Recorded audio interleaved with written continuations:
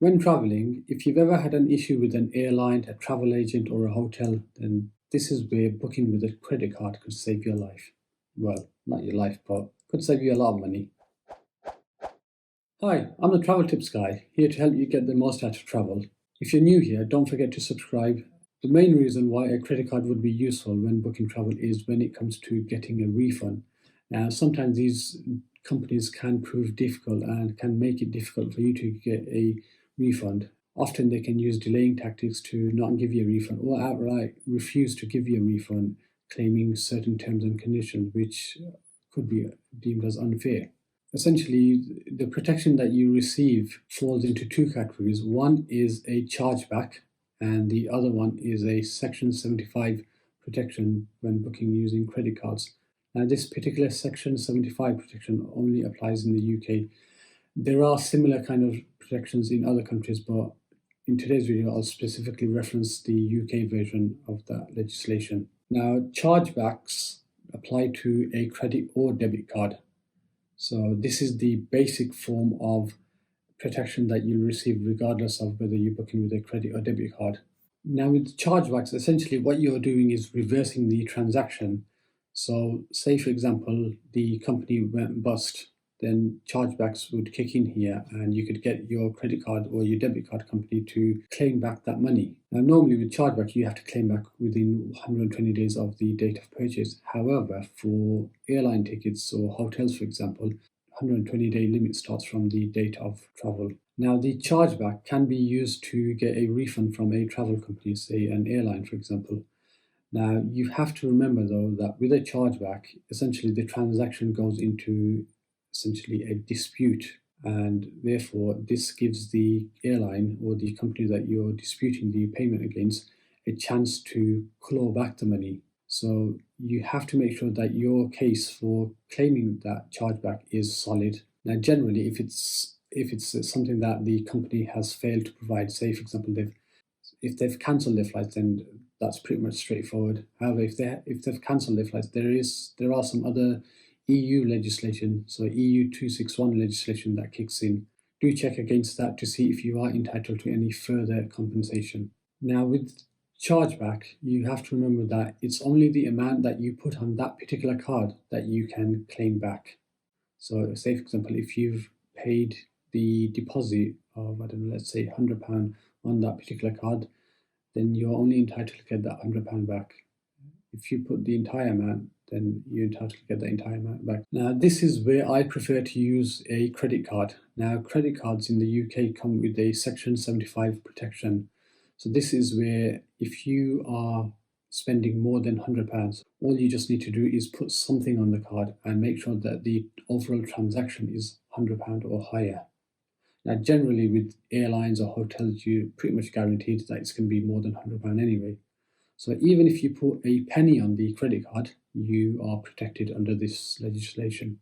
Now, what 75 essentially does is put the odds in your favor by holding the credit card company and the retailer that you brought the ticket or the hotel provider or travel agent liable. So they are both jointly liable.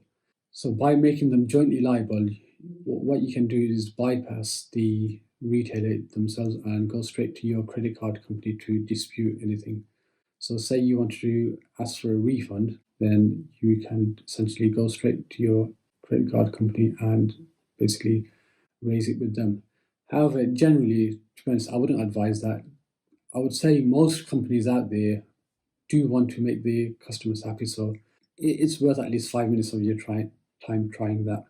However, I have heard some horror stories out there where essentially once an airline or a travel agent has your money, it's very difficult to get your money back, and this is where the credit card companies come into use. Now remember, whatever you do, if you want to avail yourself of this Section 75 protection, don't use an intermediary like PayPal. So this is where, for example, you use PayPal to pay for the goods, but essentially it's linked back to your credit card.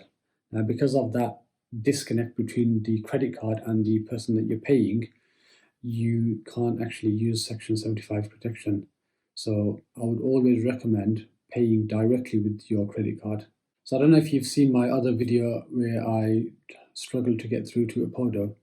Now in those situations, this is where using a credit card company can help. Now, what I had to do in my circumstances was I eventually got fed up of constantly contacting them, asking about updates and so on about my cancelled tickets.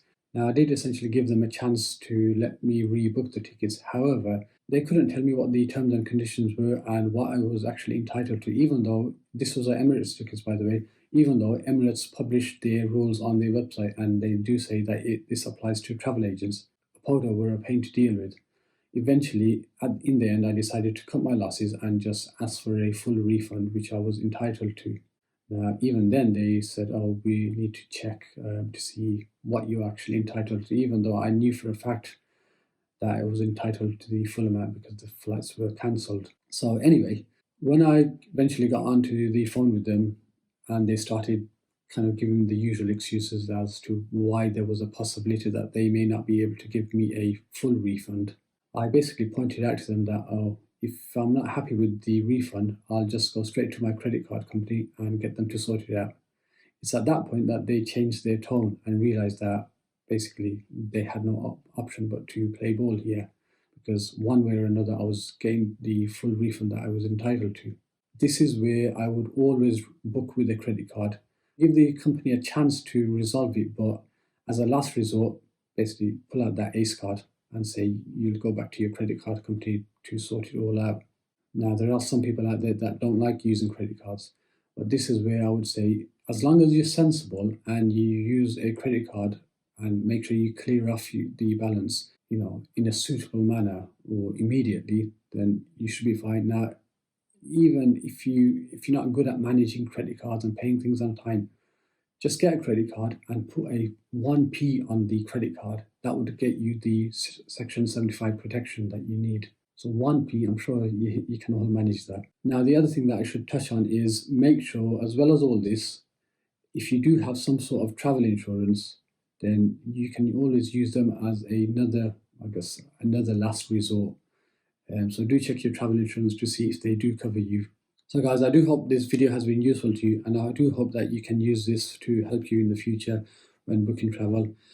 I know during the recent pandemic that obviously a lot of people were struggling to get refunds, and this is where I guess if they planned ahead and used their credit cards, they would have essentially helped themselves. So hopefully you guys remember this tip for the future. Let me know in the comments when a credit card has come to your rescue, how it saved you money or how it's helped you get a refund where a company was otherwise not willing to play ball. Do give a like to the video, guys, and do subscribe. That always helps us. And see you in the next one.